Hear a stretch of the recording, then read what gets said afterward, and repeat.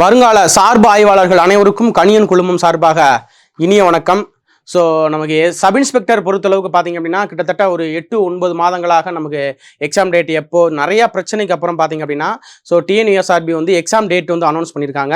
So அது தொடர்பாக தான் வந்து பார்க்க போகிறோம். சரிங்களா? சரி, ஓகே, வாங்க பார்க்கலாம். ஸோ எஸ்ஐ பொறுத்தளவுக்கு பார்த்தீங்கன்னா எஸ்ஐ போலீஸ் பாருங்க. So 2025 main return examination and Tamil language eligibility test. So இதுக்கான டேட் வந்து நமக்கு அனௌன்ஸ் பண்ணியிருக்காங்க. ஸோ ஃபர்ஸ்ட் ஆஃப் ஆல் பார்த்தீங்கன்னா 2 நோட்டிஃபிகேஷன் தான் டிஎன்யூஎஸ்ஆர்பியில். ஸோ ஃபஸ்ட்டு வந்து பார்த்தீங்கன்னா எஸ்ஐக்கு, செகண்ட் வந்து 2ஆம் நிலை காவலர், சரிங்களா, கான்ஸ்டபிளுக்கு வந்து விட்டுருந்தாங்க. ஸோ அதுக்கான டேட் பார்த்தீங்க அப்படின்னா நமக்கு வந்து மென்ஷன் பண்ணியிருக்காங்க. ஸோ 21/12/2025, சரிங்களா.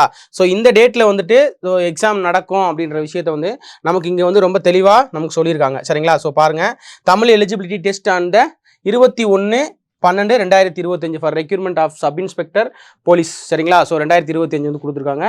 ஸோ இப்போ நம்ம ஃபைனலாக பார்த்தீங்கன்னா 21/12/2025 எக்ஸாம் வந்து நமக்கு வந்து வந்திருக்கு. ஸோ இன்னுமே பார்த்தீங்க அப்படின்னா கிட்டத்தட்ட ஒரு 2 மாத காலங்கள் வந்து இருக்குது. சரிங்களா? ஸோ 60 நாளைக்கு மேலேயே வந்து நமக்கு இருக்குது.